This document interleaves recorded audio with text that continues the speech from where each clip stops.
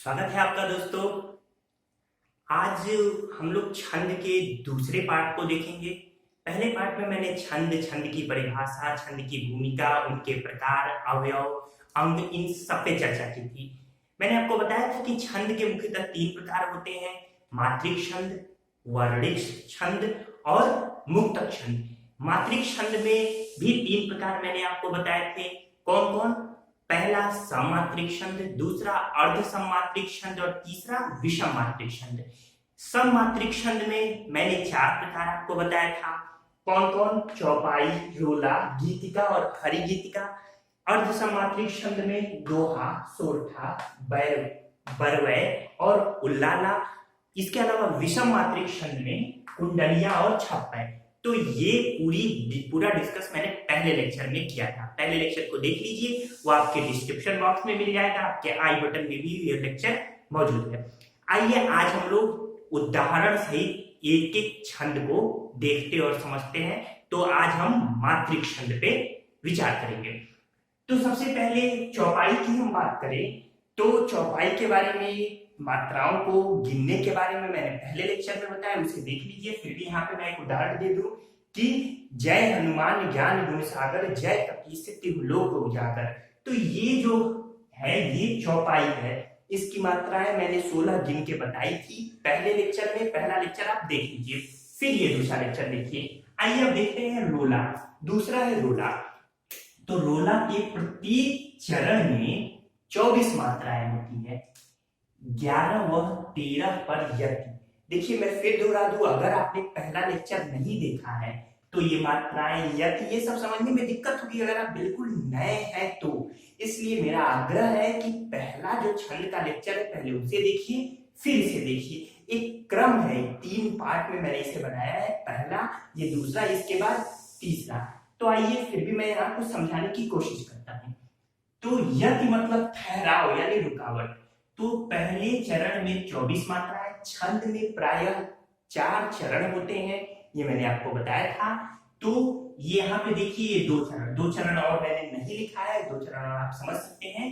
तो हमें ये देखना है रोला, अगर इसमें प्रत्येक चरण में 24 मात्राएं हो, इसके अलावा 11 व 13 पर यति यानी 11 पर रुकावट, ठहराव और 13 पर ठहराव, तो ये रोला होगा। आइए इसे देखते हैं, मात्राओं को गिनते हैं। कैसे गिनते हैं? देखिए, अगर कोई आधी मात्रा यानी आधा पहले आए तो उसकी गणना नहीं होती। समझ गए? अगर यही आधा अगर बीच में आए तो वो इसके पहले वाले के साथ जुड़ जाता है। धीरे धीरे समझाऊंगा, पहले लेक्चर में इसका डिटेल में मैंने बताया है, फिर भी यहाँ पे मैं धीरे धीरे समझाऊंगा। बने रहिए, अंत तक बने रहिए, तभी ये पूरा समझ में आएगा। आधा नॉलेज, अधूरा नॉलेज, अधूरा ज्ञान बड़ा खतरनाक होता है। तो जैसे यहाँ देखिए, ये है स्वाति। तो स्वाति में हमें मात्राएं गिननी है। मैंने बताया था कि मात्राएं एक लघु के फॉर्मेट में होती है, एक दीर्घ यानी गुरु के फॉर्मेट में। तो लघु यानी 1 मात्रा और गुरु यानी 2 मात्रा। तो यहां देखिए स्वाति, ये चूंकि आधा है पहले, तो मात्राएं न आधी ली जाती है, यानी न 1 से कम होती है, न ही 2 से ज्यादा। ये या तो 1 होंगी या 2 होंगी, तो ये आधा स नहीं गिना जाएगा। फिर इसमें आ की मात्रा, तो ये आ की मात्रा है तो ये दीर्घ है, तो ये दीर्घ क्या हो जाएगा? गुरु यानी 2 मात्राएं। और ये तो में छोटी की मात्रा यानी ये हर्ष है, यानी ये 1, तो इसमें कितनी मात्राएं होंगी? 3। तो ये एक नियम देख लिया आपने। दूसरा नियम, यदि मान लीजिए दिया गया है मंद, तो मंद का कैसे मात्रा गिनेंगे? ये जो आधा है, ये आधा मात्रा गिनते समय इसके साथ होगा, यानी म के साथ होगा। तो म और आधे 9 को मिलाकर ये 2 हो जाएगा, 2 मात्राएं, और द 1 यानी ये 3। एक और मैं बता दूं, जो संयुक्त अक्षर होते हैं, वो जो संयुक्त अक्षर जैसे यज्ञ, क्योंकि संयुक्त अक्षर हमेशा 2 अक्षरों से मिलकर बने होते हैं। जैसे ज्ञ है तो ये ज और य से मिलकर बना है, ठीक। तो इसलिए इसकी गणना में हमेशा हम गुरु यानी दो मात्राएं ही लेते हैं। जैसे यहाँ ज्ञ की गणना करना हो तो ये दो यानी गुरु हो जाएगा। तो ये तीन नियम मैंने बताए आपको, मात्रा कैसे गिनते हैं इसके ये तीन नियम आपको स्पष्ट होंगे। आइए और उदाहरण द्वारा देखते हैं। तो यहाँ देखिए स्वाति घटा, आइए मात्राएं गिनते हैं। स्वाति घटा घराति मुक्ति पानिक सौकुरी कैधो आवती झुकती शुभ्र आभा रुचि रूरी। तो ये दो मात्राएं, ये एक मात्रा, फिर ये घ एक, फिर टा आ की मात्रा है दो, फिर घ एक ह एक, फिर या की मात्रा है दो, छोटी की मात्रा है तो एक, फिर ये एक। पर ध्यान रखिए मैंने कहा था ये आधा क है तो ये आधा क इसके साथ जुड़ेगा, ध्यान रखिएगा। यहाँ मैंने आपको बताया ना ये आधा इसके साथ जुड़ेगा तो ये दो मात्राएं हो जाएंगी, तो ये एक नहीं दो। इसके अलावा ये तो पे छोटी की मात्रा है तो ये एक मात्रा होगी। फिर पा दो, नौ पे छोटी एक, फिर एक सौ, तो ये क्या है दीर्घ है, ये भी दो। ये पू बड़ा की मात्रा है, ये भी दीर्घ, और बड़ी की मात्रा दीर्घ। आइए गिनते हैं 2 3 4 5 6 7 8 9 10 11। तो ये देख रहे हैं 11 पर यति आया, फिर इसके बाद 2 3 4 5 6 7 8 9 10 11 12 13, यानी 13 पर यति आया तो 11 पर यति और 13 पर यति, समझ गए। तो ये है रोला। आइए नीचे वाला भी गिन लेते हैं। आप अपने आप से अब गिनना शुरू कीजिए। एक बात और मैं आपको बताऊं, किताबों में कई सारी ऐसी किताबें हैं, पॉपुलर किताबें हैं, लेकिन उदाहरण जो दिए गए ना मात्राओं की गलतियां कर दी गई हैं। किसी पे होना चाहिए छोटा ई तो बड़ी ई लगा दिया है किताबों ने। अब पता चले कि जब आप गिनेंगे तो वो हमेशा एक मात्रा ज्यादा या कम होगी। तो उदाहरण में जहां भी आपको गड़बड़ हो तो वो जो उदाहरण है उसे गूगल में सर्च कीजिए या फिर अन्य स्रोतों से देखिए कि सही उस कैसे लिखते हैं और फिर उसको गिनने की कोशिश कीजिए। आइए देखते हैं। फिर ये हो जाएगा कै, तो फिर ये गुरु हो जाएगा, धो भी गुरु हो जाएगा क्योंकि बड़ा वो है, फिर ये गुरु हो जाएगा, फिर इसके बाद से ये एक छोटी है, फिर ये एक छोटा हुआ है, एक छोटी एक, फिर ये एक, फिर ये एक, फिर ये दो, फिर ये दो, फिर ये छोटा रुचि, रू छोटा है एक एक, लेकिन ये रूरी है तो रू दो और ये दो। आइए गिनते हैं। तो 2 2 4 2 6 7 8 9 10 11, ये 11 हो गया, ठीक। फिर देखते हैं 1 2 3 4 5 6 7 8 9 10 11 12, ये 12 हुआ। गलती कहाँ हुई ये मैं आपको बता दूं कि यहाँ पे देखिए ये क्या है शुभ्र, तो ये भ्र, ये जो आधा है ये किसके साथ जाएगा, ये इसके साथ जाएगा, तो ये इसके साथ मिलके बड़ा हो जाएगा। यानी अब गिनिए 2 3 4 5 6 7 8 9 10 11 12 13, तो हो गया ये 13। तो ध्यान रखिएगा, तो इस तरीके से ये 24 मात्राएं हो गई। उम्मीद है आपको ये समझ में आया हो गया। तो ये रूल फॉलो हुआ, तो ये रोला हुआ। तो रोला का जो उदाहरण था ये मैंने आपको बताया। इसके अलावा ये और भी उदाहरण आप अपनी किताबों से देख सकते हैं जो कि पूछे गए हैं। चलिए आगे देखते हैं। अब दूसरा है, पहला चौपाई, दूसरा रोला। अब तीसरा है गीतिका। गीतिका में 26 मात्राएं होती है प्रत्येक चरण में और 14 व 12 पर यति, ऐसे गिनने की कोशिश करते हैं। हे यानी दो, प्र ये देखिए आधा र पहले है, यहाँ पे ध्यान दीजिए, एक, फिर ये दो, फिर ये दो, ये देखिए आनंद, ये 9 और आधा न है, तो ये जो आधा न इसके साथ जुड़ेगा ये 2 हो जाएगा, दो 1 हो जाएगा, फिर ये 2 हो जाएगा, फिर ये 2 हो जाएगा। फिर ये ज्ञ, मैंने बताया ज्ञ क्या है, ये संयुक्त अक्षर है तो हमेशा ये गुरु होगा। 2 मात्राएं, एक मात्रा, एक एक, फिर ये 2 मात्रा, फिर ये 2 मात्राएं, फिर ये छोटी है तो ये 1 मात्रा है, और ये मतलब आई हो गया। तो मॉडर्न युग में इसे ए से लिखते हैं तो ये हो जाएगा 2 मात्रा। आइए गिनते हैं 2 3 4 5 6 7 8 9 10 11 12 13 14, ये प्र ये आधा पहले है इसलिए इसको नहीं जोड़ेंगे, इसको एक ही मात्रा जोड़ेंगे, मैंने पहले भी बताया था। इसको देखते हैं 2 3 4 5 6 7 8 9 10 11 12। क्लियर।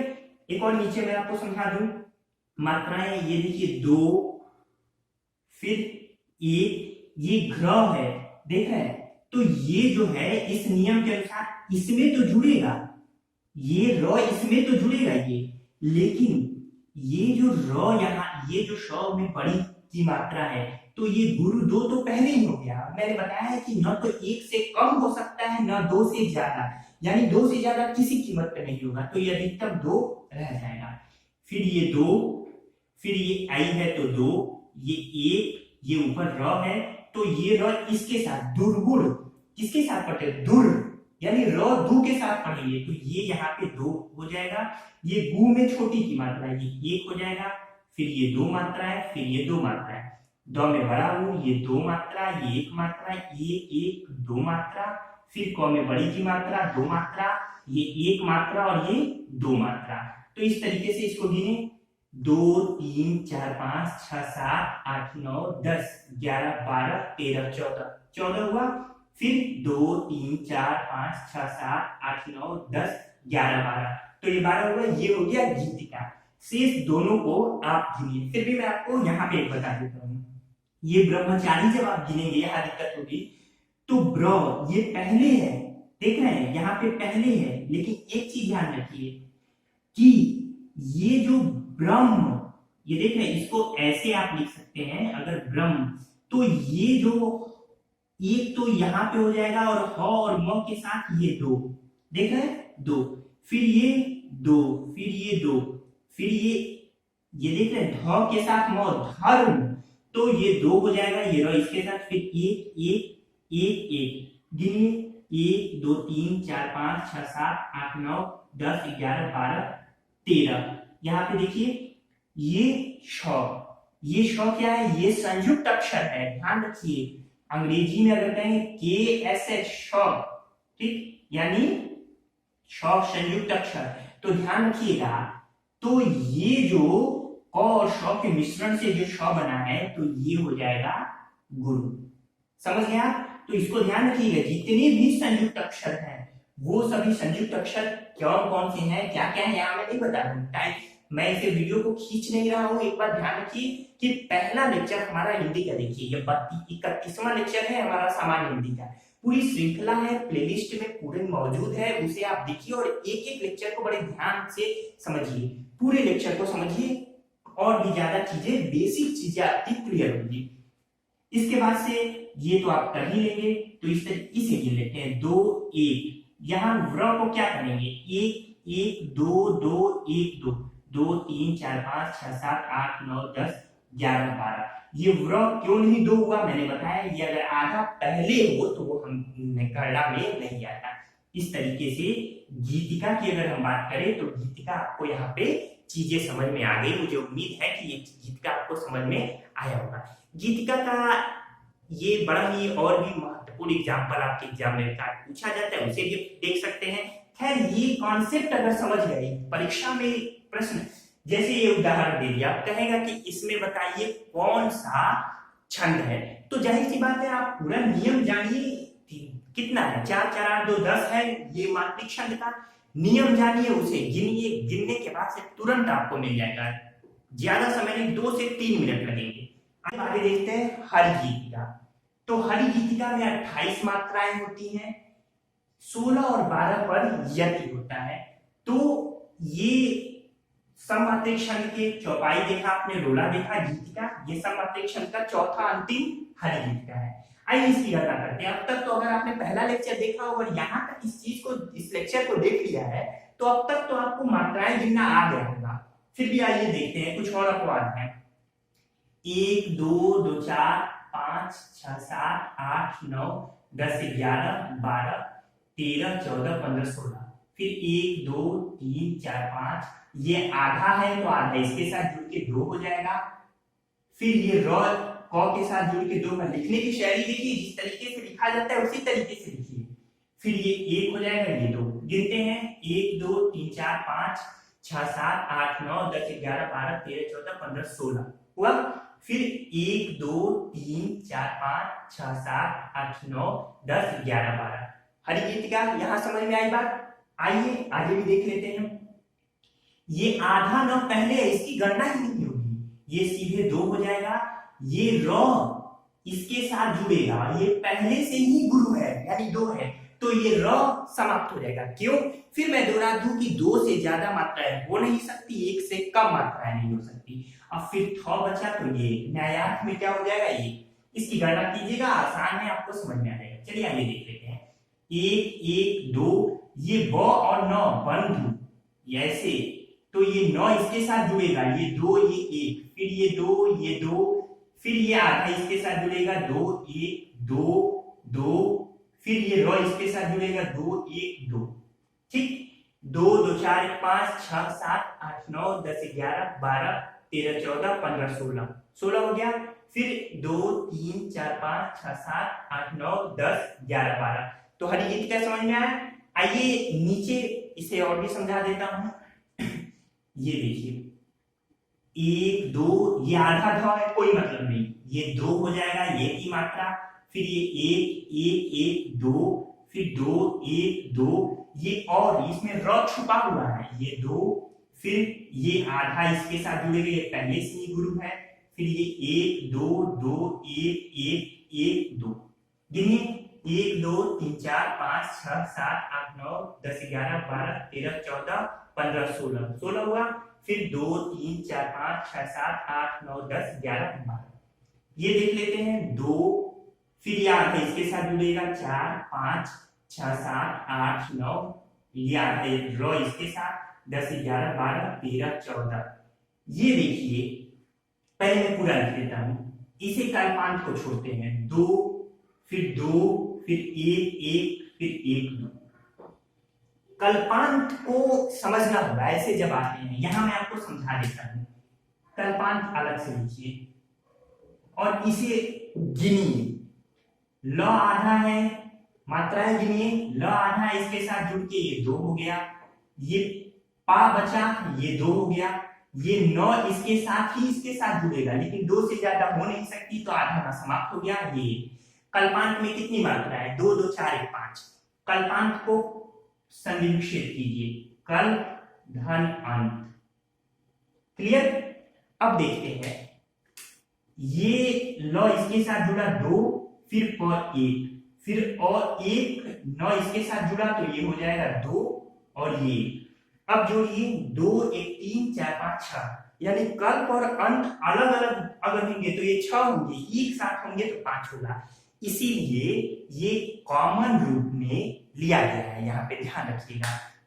यानी मात्रा के लिए जितनी मात्रा इधर कम पड़े उसको इधर लेंगे, जितनी इधर कम पड़े उधर लेंगे। 2 2 4 5 6 7 8 9 10 11 12 13 14, कितना कम हो रहा है? 2, तो ये 2 इधर हो गया। इधर देखिए 2 3 4 5 6 7 8 9, कितना कम हो रहा है? 3 12 में, तो 2 और 1 3। बात समझ में आई? इस बात को ध्यान रखिएगा, ऐसा नहीं है कि इसको अलग से गिन लीजिएगा या फिर उल्टा सीधा कर लीजिएगा। समझ में आ गई? जितना इधर कम है 16 में, उसको इधर कर लेंगे और बाकी इधर गिनने के क्रम में करते हैं। ऐसी जहां भी दिक्कतें आई, हमारे हिंदी विद्वानों ने इस दिक्कत को दूर करने के लिए नए नए नियम का, यूं कहिए कि नए नए नियमों को जन्म दिया। आइए देखते हैं, अगला है, ये सारा समाप्त हो गया। अब हम जानते हैं सममात्रिक छंद में, तो इसको देखते हैं दोहा। दोहा में 24 मात्राएं होती है, पहले और तीसरे चरण में 13 मात्राएं, यानी ये देखिए पूरा है, तो ये 1 चरण, ये 2 चरण, ये 3 चरण, ये 4 चरण, कॉमा के इधर, तो इसमें पहले और तीसरे में 13 मात्राएं, जबकि दूसरे व चौथे में 11 मात्राएं। देखते हैं, 1 2, निज भाषा उन्नति है, सब उन्नति का मूल, बिन निज भाषा ज्ञान की मिटे न ये कौ शूल। तो निज 1 2, ये 2 4 2 6, फिर आधा न इसमें जुड़ा 7 8, फिर 9 1 10 11 12 13, 13 मात्राएं होंगी पहले चरण में। दूसरे चरण में हमें 11 मात्रा करनी है, 1 2, फिर आधा इसमें जुड़ेगा 2 2 4 5 6 7 8 9 10 11। क्लियर? नीचे भी देख लीजिए, 1 2 3 4, फिर ये 5 6 7 8, ये ज है संयुक्त अक्षर, 9 10 11 12 13 13 हो गया। तीसरे चरण में चौथे में 11, 1 2 3 4 5 6 7 8 9 10। ठीक, फिर यहाँ पे देख लेते हैं, ये जो ए की मात्रा है ये 2 है। जल्दबाजी में गलत होगा, एग्जाम में भी परीक्षा में भी बड़े धैर्य से और एकदम दिमाग लगाकर कंसंट्रेट होकर इसे करना होता है। समझ में आई बात? ये हो गया 11। तो यहाँ तक कोई दिक्कत आपको नहीं है। दोहा समझ में आ गया। दोहा के बाद अब अर्धमात्रिक छंद अगला है सोरठा। सोरठा दोहे का उल्टा होता है, ये भी परीक्षा में पूछा जाता है। यानी पहले व तीसरे चरण में 11 मात्राएं हो जाएंगी सोरठा में, और दूसरे और चौथे चरण में 13 मात्राएं हो जाएंगी। आइए इसे देखते हैं। दो मुख होई बाचाल, पंगु चढ़ई गिरिवर गहन, जासु कृपा सुदयाल, द्रवहु सकल कलिमल दहन। ये ई देख रहे हैं किताबों में, ये ई में बड़ी चढ़ा देता है, ई में बड़ी चढ़ा देता है, और फिर गिनने में दिक्कत होगी, इसलिए ध्यान रखिए। 2 फिर 1 2 3 4 5 1 6 7 8 9 10 11, ये 12 13 पंग 14 15 16 17 18 19 20 21 22 23 24 24 मात्राएं होंगी। आगे लिखते हैं 2 3 4 5 6 7 8 9 10 11। तो पहले चरण में 11 मात्राएं, फिर दूसरे चरण में शेष 13 मात्राएं, ऐसे ही नीचे गिन लीजिए तो ये भी हो जाएगा।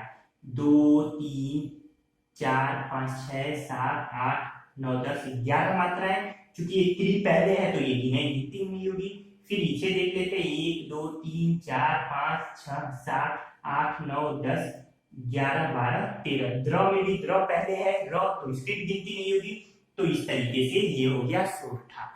देखिए, हरि गीतिका का एक बड़ा महत्वपूर्ण और एग्जाम्पल है, उदाहरण है, पूछा जाता है, आप जानते भी उसे ध्यान रखिएगा। श्री रामचंद्र कृपालु भज मन, हरण भव भय दारुणम, नव कंज लोचन कंज मुख कर कंज पद कंजारुणम, कंदर्प अगणित अमित शव नव नील नीरद सुंदरम, पतपीठ मानव तड़ित रुचि शुचि नौमी जनक सुटावरम। तो ये आप सुने होंगे, लता मंगेशकर जी की आवाज में भी आपने इसे सुना होगा। बड़ा ही बेहतरीन ये हरि गीतिका है। इसे आप लिखकर और इसकी मात्राओं को गिनिए। ठीक है, आइए आगे चलते हैं। अगला ये हो गया दोहा, ये हो गया सोरठा। दोहा के कुछ और एग्जाम उदाहरण मैं बता दूं जो आपकी परीक्षाओं में अक्सर पूछे जाते हैं, जिनमें काफी प्रमुख है। जैसे रहीमन पानी राखिए, बिन पानी सब सून, पानी गए न उबरे, मोती मानुष चूक। ये कौन सा एग्जाम्पल है? दोहा का पूछा जाता है। एक आध और एग्जाम्पल उदाहरण जो कि आपके परीक्षा में पूछे जाते हैं। श्री गुरुचरण सरोज रज, निजमन मुकुर सुधारी, बरनौ रघुवर विमल यश, जोदायक फलचारी। ये भी बहुत महत्वपूर्ण है, दोहा पूछा जाता है। एक और, मेरी भव बाधा हरो, राधा नागरी सोए, जा तन की झाई परे, श्याम हरित दुति होए। तो ये भी ध्यान रखिए, ये 3-4 अक्सर घुमा फिरा के परीक्षा में पूछे थे, सब दोहा का एग्जाम्पल है। इसके बाद मैंने सोरठा बताया, तो सोरठा के कुछ और महत्वपूर्ण उदाहरण जो परीक्षा में पूछे जाते हैं। एक तो मुंह कोई बाचाल आपने देख लिया, फिर एक है कुंद इंदु समदेह, उमा रमन करुणा अयन, जाहि दीन पर ने करम कृपा मर्दन मयन।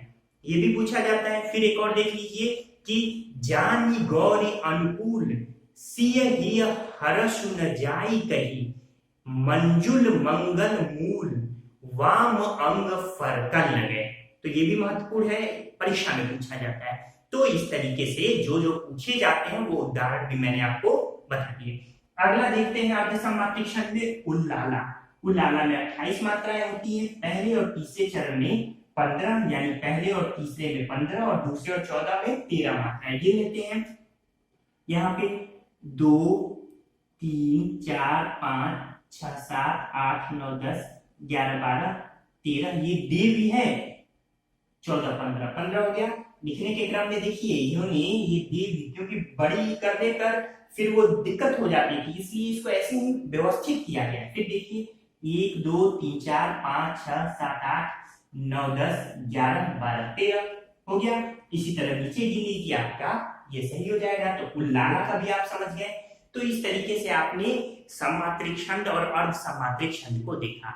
अब हम विषम मात्रिक छंद को देखते हैं, जो कि दो है, एक कुंडलिया एक छप्पर।